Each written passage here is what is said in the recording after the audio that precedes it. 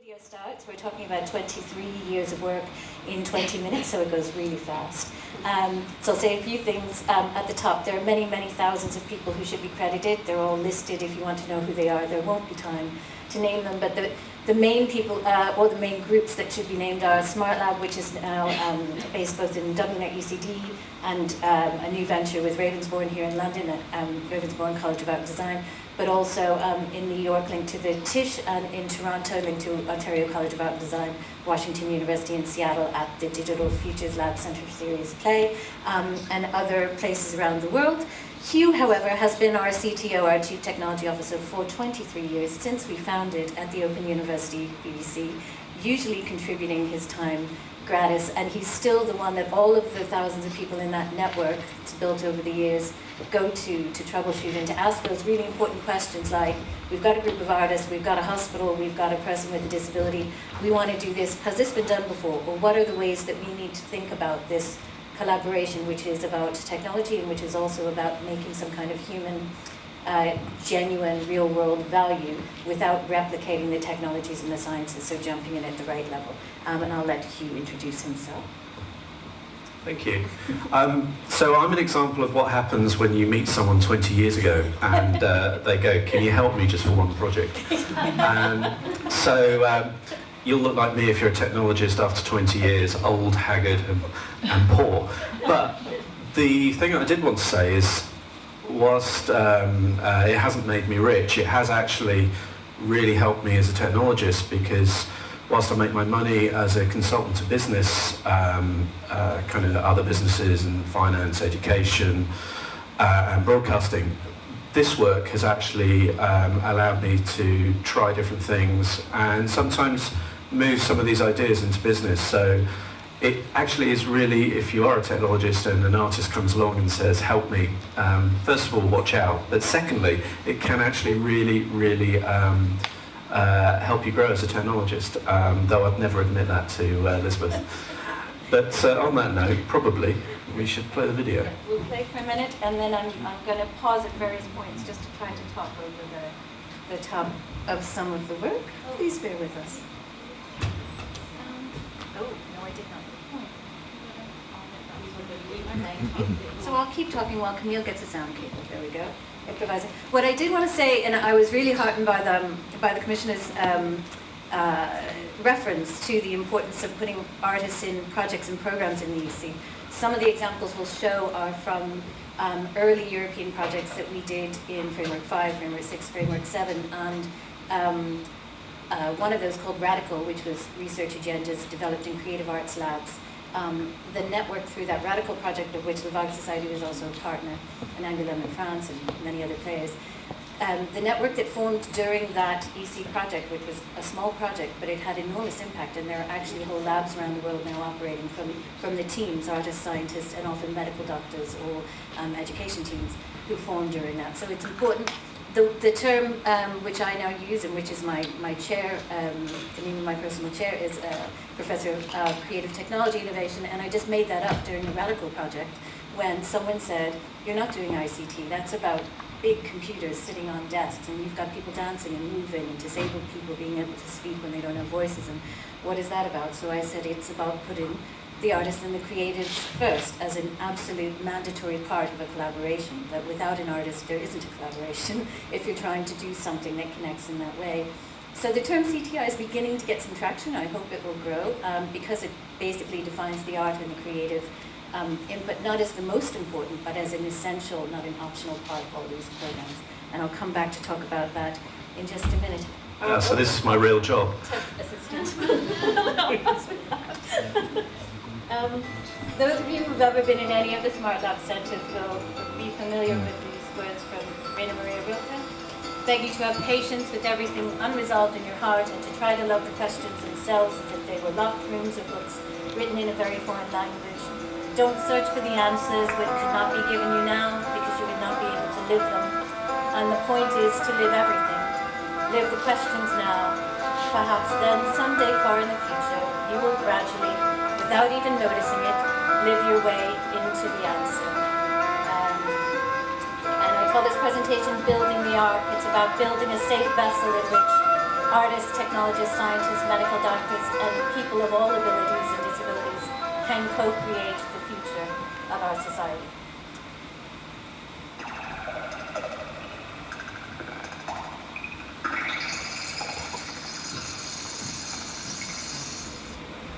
I hope you guys can hear out there. Can you hear okay? Yeah.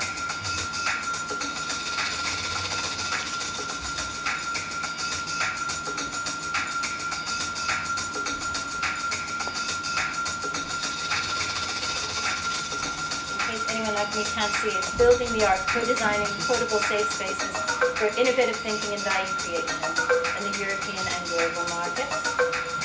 And I'm going to start with an example, which is one of the very first things Hugh created with and for us, which was in the early 1990s. And I'll pause for one moment to get some words in for you. Early 1990s, I had just finished my own PhD, which was mainly in performance and philosophy, women's representation in theatre. Started a brand new job at the Open University, and one of the first things I was told is, having spoken to no one in Cambridge, didn't even really have a supervisor for most of that time, so basically spoke to no one except a lot of women playwrights for years, and then was told on the first day of work, you will be running the Shakespeare course. It has 6,000 registered students and 6 million drop-in viewers. All your lectures will be on BBC 2 TV. Everyone watches because there were only 4 channels. So from that information, during the first lecture, it became necessary to find a technologist who might help to invent a way of sharing work about the arts that's also about education and inclusion that would be interactive. So 6 million people needed to give some feedback back, and that's where we met Hugh, who is heading up Open University BBC technology team, and co-created some of the earliest what are now thought of as interactive learning programs. The same methodology, I suppose, what do you think? Same methodology that might be better used in, don't get me started on a rant about MOOCs and what they are and are not, but basically it was a way of engaging with millions of people at a time and making sure they had an interactive experience. And this, there's just a couple of really brief clips to show you where this collaboration came from, and then I'll ask Hugh to speak about his part of that.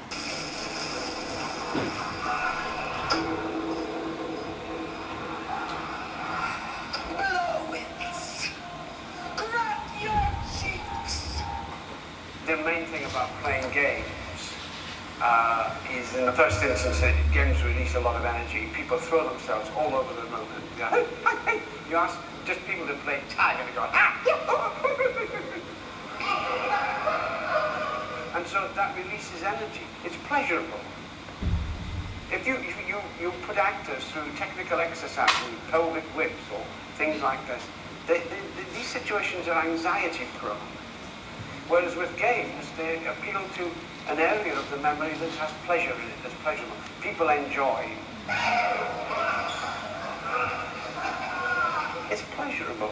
And then, again, as I said, with the thing that's underlying Shakespeare, you come out of that into the darker and more complex areas. So we did a whole load of performances with Fiona Shaw and Juliet Stevenson and a cast of thousands, but I just want to show you some brief examples of the behind-the-scenes work. Who is Shakespeare to you, and what have you got to do with Shakespeare? Notice the How old can hair. you play with the plays today, bring them to life and make them mean something new? The most exciting way is by engaging with the plays in performance, looking for the meeting points between ideas, actions or images, and words.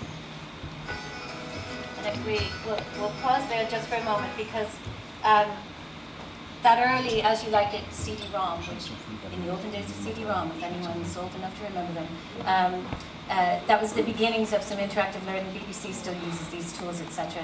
We can tell you about all of that later. But the most interesting piece of what emerged from that was not just the millions of people who use the CD-ROMs and bought the books, blah, blah, but was that I learned a lot about disabled viewers and learners who were not able to interact fully even with what we created, and it was necessary to form some teams to have a more inclusive design approach to all those technologies. So that was one development. But then Hugh came back in, and I'll just let him talk about the creation of View here, which then led to the foundation of a whole series of projects that are still running worldwide. The interesting thing about this project was initially Lizabeth came to me and said, I want to create an online video editor in the days when we had CD-ROMs and 486 PCs, so you couldn't actually do much with them. And what happened was we ended up saying, well, we couldn't do that. But what we could do possibly is deliver you still images synced to the audio. And we ended up with a whole load of arguments and discussions over whether this was useful or not. But the debate that we had together allowed us to create something that in the end, which we can show, we actually did have a demo on the iPad, but unfortunately we couldn't get it to go through the projector. But just by using still images, we actually made the learning aspects that Lizabeth wanted to show, which was how if you change text or image, you change the meaning. You see, I did learn something from it. It actually came out with this combination between, as it were, the artist and the technologist. We ended up with a better project. And even though that sounds really simple these days and you can do it so easily on the web with any language you want, we needed a C++ developer, we needed a team of people to achieve this on Windows at the time because the tools did not exist. So while some of what we're showing sounds and looks really basic these days, remember that 20 years ago things were a lot different and we've come on in such a way. But the interesting thing is the debate between the technologist and the artist produced a good result in the end. I'll also say that Hugh here, because Hugh forced me to think about doing it more simply technologically, which I didn't understand why, there was quite a lot of toing and froing, which would be the core of any collaboration as you start. I say, I want to do this. Hugh says, why on earth would you want to do that? And anyway, you can't. And I said, well, what about this? Well, no, but you could do this. Why would I want to do that? Well, because it could do, and it goes on. So we now use the basis of this for all kinds of things, including eye control technologies for people who can't move their body or rising from stroke or coma. Because Hugh forced it to be simple, it led us to a lot of the touchscreen technologies, which you can accommodate assistive tech with. Another different example, I don't know if Vesna is here, and I don't see well, so apologies if she is. This is Vesna Milanovic, and as part of her PhD for us in the olden days, she created this platform called Port, demoed at one of the early ICEAs in France, long, long ago. She created as a way of, as a dancer, reconnecting with her native Serbian language and communicating with other dancers elsewhere in the world, so she collaborated with technologists. But then, these are more recent examples in Ohio and Los Angeles and Dublin of using her program Port, which is intuitive, you don't need to know anything about technology, for people with disabilities so that they can dance with the shadows of their previous bodies if they've lost limbs, lost the ability to move, or want to reconnect with others elsewhere, whether because they're in medical isolation or political isolation. So just some examples of the workshops that happened there. That's Blair Wing and James Brosnan, who you'll see in a number of our clips. And this is in the motion capture studios out in Ohio, where some of this work then led into some animation programs and some games for ability and for children in persistent care. Where again, we had to collaborate with Chris Bretler's team and the Stanford and NYU motion capture labs, and then the BBC teams, and then the BP Avatar Me teams. But as a bunch of artists, to keep convincing all these technologists in universities and in business that there were things they weren't thinking about that would really make a big difference to whole sections of society if they just got the right people in the room to experiment. So in this case, our aim there was to create a duet for Blair and James that didn't need all the other people in the room to enable them to dance together. Then I used View here to create a charity which is still running internationally. So Hugh created this charity. Wherever you are, wherever you live, someone quite near you is crying out for help, perhaps silently. Safety Net is listening. Hear me shout when no one's about. You find me where I can. Safety Net is a global, non-profit cyber cafe project that uses the power of new technologies to help stop violence against women and children. As part of a women's studies program, Safety Net quietly links women and children to critical information about domestic violence through online access. Specialized e-learning centers allow participants to safely communicate with domestic violence specialists, volunteer attorneys, survivors, and mentors in secure and moderated chat environments. I'm standing here falling before. Due to the development of new technologies, a digital bridge called Safety Net was created to address an old problem in a new way. Safety Net offers participants easy, no-cost, anonymous access to information and domestic violence advocates.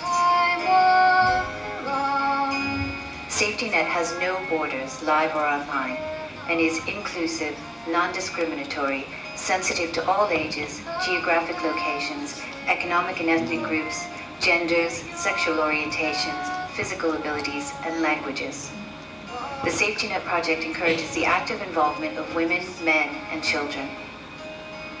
The Safety Net project was initiated because of an identified need. During chat room discussions, women using the e-learning programs requested help to stop abuse in their lives or the lives of other women they knew. For the past 8 years in Morocco, in England, and globally, we have answered the Safety Net call, quietly and discreetly, and have traveled to sites where we were invited to work with colleagues to set up and help initiate Safety Net and listen-in centers using new technologies or old technologies in new ways. Our dedicated IT team members work on-site with specialists who are recognized experts and interventionists in the omnipresence of domestic abuse. Safety Net's team has developed prototypes, including 2 major lines of safety wear, clothing, and accessories, incorporating capabilities for safety and communication sensing via GPS, Bluetooth, microchip, and smart card technologies.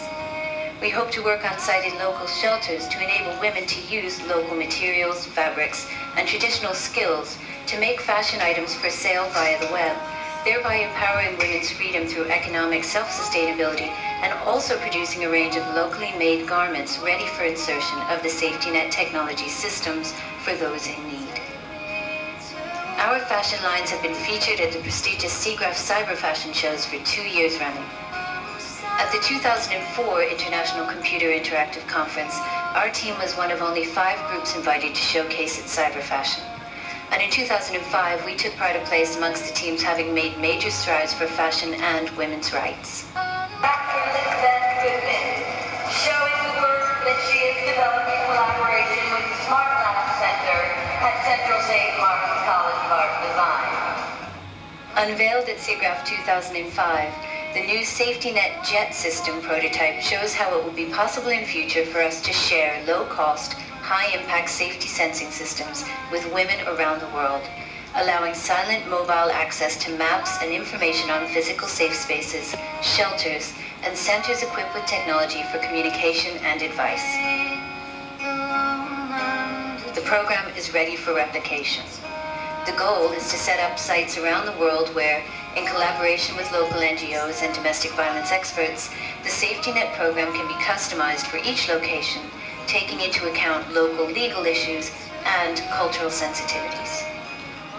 Safety Net has pending invitations for further expansion within the USA and Europe, and new sites in Canada, New Zealand, Australia, Singapore, Korea, Mexico, Brazil, Peru, North and South Africa, and more rural communities in India.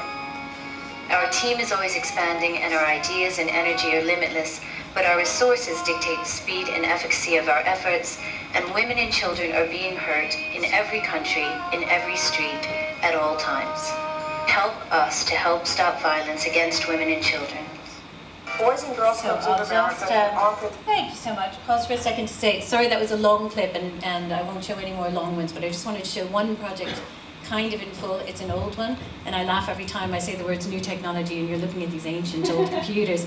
But even now, those computers are new technology in many of the places where we're working, and certainly in 2002, 3, 4, when we were setting up some of the particular centres you looked at, they were. But the much bigger point there is you won't find much out about Safety Net if you go online. You'll only really be directed to some private hotlines where you can find out real things. One of the first things we discovered, especially when I started working on the European Commission Safer Internet Plus program, was just how dangerous it was even for us to advertise our services on the web. So the website basically only leads you to some secure places where you can have conversations and then meet the people who will help around the world.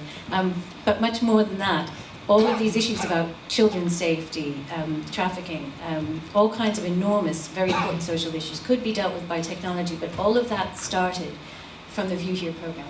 Because I happened to be over there lecturing about Shakespeare and women in Morocco, and they were sending me around, the British Council sending me around with the BBC, to teach all the deans how to teach their teachers how to teach Shakespeare.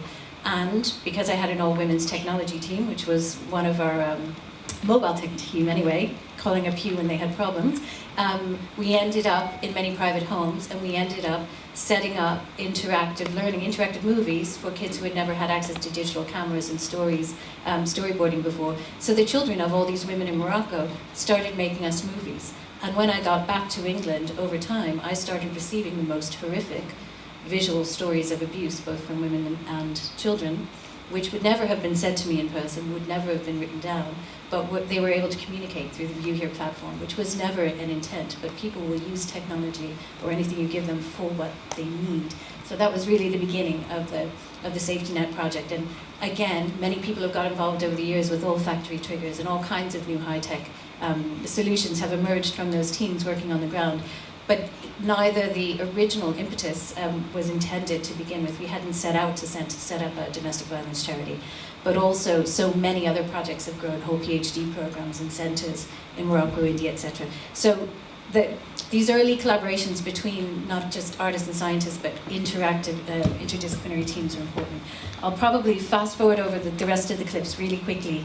But I just wanted to show you some other examples of the kinds of things that have been done. And this next one is really ancient technology, but I want to mention it because as we move forward in the Horizon program, and I'm working on a roadmap for digital inclusion, some of the programs that happened about 10 years ago are actually critical, and they've not really been published enough about, aren't well enough known. So this one is called ClubTech. Microsoft in the year 2000 gave 100 million in hardware, software, and people money. And the program isn't well enough known, and we're just working with them again to make it better known because of what they contributed to intergenerational wisdom. It wasn't that they gave all this computing stuff like the Intel clubhouses. It was that, and others, I don't mean to single them out, it was that they gave people money and they gave training to really underprivileged teens and what are called latchkey kids in the States, kids with no parents or at least no parents at home when they get home from school. And they gave a safety program where the kids had somewhere to go, they got hot meals, they got help with homework, they got a volunteer grandparent, and then those kids went home and taught their parents the computer skills and got to borrow the equipment, and then they got college scholarships, which are a very big deal in the States. So there was an enormous social shift from a really simple artist technology program. So I'll show you a tiny clip from that, and then move on to a few more. Because of our strategic partnership with Microsoft. Look at the ancient provides footage. programs that inspire youth to learn technology in a fun and exciting way with a focus on the arts, and uses the advantages of technology to empower staff to teach tech skills. The program has an emphasis on internet safety and internet ethics throughout. They'll have the chance to produce movies, write symphonies, and even design their own personal logos and websites. And once we unleash their curiosity and give them the right skills, our members can become not just consumers, but producers of media and information. The Club Tech program brings innovation together with hard work and great fun in a number of areas. I might just fast forward The here. YouthNet website functions as an online community, and in fact, most If anyone's interested in this, I'll share it with you if the video will let me fast forward. But just to give you an example of something that really has led to many, many other projects as well. And then I just wanted to focus on some of this work very quickly. So I mentioned already the Radical Project, Research Agendas Developed in Creative Arts Labs, where we gathered artists and technologists. We held workshops and pitch sessions to industry, and a lot of the things you've heard about today, which are really important. And I know many of you have been involved in such initiatives. I just wanted to show some of the outputs of the Radical Project that weren't in our contract, because as you know, when you do any kind of European project, there are many deliverables, most of them written. And what we were proudest of with this one was that we got agreement, I'm just going to freeze it for a second. We got agreement to do performances as one of our official outputs, not instead of written documents, but in addition. So we did the extra work, and it led then to a whole bunch of inventions that are still growing around the world. So I just want to show a little bit from that. Attention to these days. This is very quick montage, so forgive me if it just goes by quickly. So 10 years in a couple of minutes. We started out doing these dance experiments in Covent Garden with the Theatre Museum. Looking at limitation, we knew that we wanted to dance with people who couldn't move their bodies anymore or had limitations, so we were training ourselves with the folk-weird fantasy puppets to move in such a way, so that we could do this interactive performance for Jane K. Rose, the dancer here, who was controlling the animation. The robot created by the Media Lab has webcams for eyes, so there's a sensory input and a visual input. Interactive Institute Sweden participated, and we ended up creating one of our very first assistive technology tools out of this performance. We then got commissioned to do a bunch of World Summit shows with disabled and able dancers, and brought in the NYU Stanford teams and the BBC team and the MIT lab, which was then in Dublin, and started looking at triggering of 3D animation. So again, now this is so easy. Wii controllers and all these things exist, but then we had to hack together accelerometers and connect them to wheelchairs, and everything had to be handmade. Then we started looking at more really simple morphing tools, but how they could be used by people with body dysmorphia, obesity, anorexia issues, other kinds of social cultural issues. But finally, how we could integrate all of those tools into a toolkit, which we ended just calling the Smart Toolkit or the Smart Shell, so that anybody who had something they needed to achieve, not a blue sky dream of some fancy gadget, but an actual need, no physical voice or no ability to move their legs or no access to a school, could use the toolkit to help to put together a prototype of what they needed to create, and then to come together in the network and find the technologists who could help them to build the bits that were missing. So again, a few really simple examples. This is James Brosnan, you met before. He's got very severe cerebral palsy. This is now 8 years ago. At that time, he could still move this neck. We're on time, we'll finish in, there we go, we might finish sooner. So James can only move this one neck muscle, and now his eye control, but we streamed him into SIGGRAPH and he took part. Really quickly, Homer Avia, with the Isadora Duncan dance troupe in New York. Homer was in the Frankfurt Ballet, you might have known him. He had cancer, had an amputation, and this was his first return to dance, and we were honored to be invited to dance with him and the Isadora Duncan troupe. He got, this is in the Air Gallery in New York, and the NYU team assisted. What we didn't know during this performance was it was his first return, but it was also his last. He passed away very shortly after this premiere, but his partner has asked us to keep this clip alive and to show it as often as we can, to remind people that it is never too late to make an impact, and that by bringing teams together you create a social wave which carries on. I'll fast forward over some of these clips, but just to show you how we brought all these things together. And again, every team now involves a computer vision expert, a medical doctor, a physical rehabilitation specialist, a speech and language therapist, 2 artists, a dancer, a kinesthetics expert, an olfactory expert. But they gather in a network only when they need it. So it's not that we name 10 people and say, you guys create a project, here's a contract. It's much more organic, as you will all know. You come up with a project, or someone asks you to create something for them, and you bring in who you need as you need them, and the collaboration grows in a real flow. I'll skip over some of the animation examples and motion capture. I'm sure you're familiar with some of these, if the video will let me. And I do want to show 2 more really quick examples, and I'll be done within my 4-minute allocation. This is a version of the Trust project. Carl Sagan Trust funded us to do one in New York.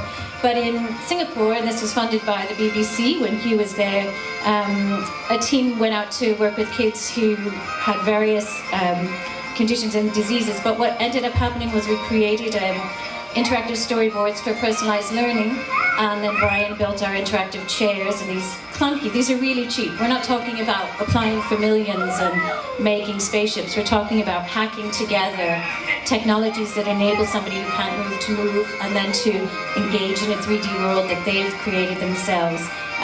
We then took this from Singapore to the Stephen Hawking School in East London, and what we learned there is still informing a couple of large research projects. We just won 8.6 million from the European Commission to look at assistive technologies for people with intellectual disability. But a lot of what we learned from young Bakhtar here, and his ability to respond to sensory inputs, which no one knew he had before that performance. And I'll just show maybe one other very quick example. I can skip over the dance pieces, but I wanted to end on interfaces. Many of you might know this project, but it's eye control for people who can't move. With James to find out technology that will meet his needs as closely and as quickly and as comfortably as possible. That's basically it. this is our latest version. We've had about 3 or 4 iterations so far, and this is one that was set up, well, only this last week. And this works like this. So you've got T, H. So I'm dwelling on these letters. There's prediction. Can you hear what Mick's so saying? Then that. And then I'll go, I want to say way, so I go to the letter W. W. And then A. And then... I'll just let it run while I explain in the interest of time. So this was recorded in East London, so this is at least 8 years ago. The systems have come much further, and we now have brain control interfaces as well, and Mick Donegan leads the COGAIN team in brain control interfaces for the European Commission. But it was Mick and the team and James and others who discovered that we needed to work with high-level medical doctors, brain control interfaces, speech and language therapists, and the mothers of the people who came to us in teams with artists, always at the centre, not only to create ways that people could spell or activate wheelchair movement or turn themselves, all those things are important, and of course we did all that, but the eye control also enabled artistic expression, and that's really the point I wanted to end on, that the day when Mick and I with James, that was Christmas Eve in Dublin 10 years ago, when James's mother, he was then 31, James's mother first heard James play music at the age of 31 on Christmas Eve. That was the moment when we realized that those tools, and of course she cried, and of course it was a breakthrough moment, as it would be whenever, whatever age your son first plays music, that we needed artists to be making new soundtracks and more emotionally resonant voices for the speech synthesizers, and we needed dance to be enabled and a lexicon for movement, and that all those things really needed the same kinds of interdisciplinary teams, but we also needed to go back to simplicity, strip out the fancy bits and make the view here version as you had taught us, so that eye control could activate really complex things really quickly. And there's James playing music for the first time live. He now plays on stage. We then did a big eye jam, and I'll just let this play out as I end. Many of you know that the Science Gallery from Dublin is opening a new branch here in London, in the Shard. This is the original Science Gallery in Dublin. I'm one of the Leonardos there. And just really quickly, in 20 seconds, an early example of how 2 people who can't move their bodies have written a dance, choreographed it, written a song, sung in it because we hooked up their vocal cords, and then Katie and James here are directing myself and Bobby to just move their wheelchairs for them in the way they wish, and a whole orchestra and an LP which was released came from this, but also Katie was given reading lessons for the first time. People realized she was perfectly capable of reading, just no one had ever taught her until she had the system, no one knew that she could. So there's so many social impacts, and I'll stop there. I'll just let this play out and stop, maybe hand back to Hugh, and I'll stop there.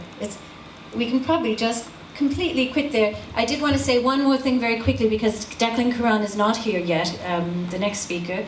I also work with Declan, and he and I are developing some new ideas for the Horizon program. He runs ISC Intelligence, and we recently had the opportunity in Brussels to work with, there's a group in America linked to NASA called the 100-Year Starship, and if you haven't heard of them, they're amazing.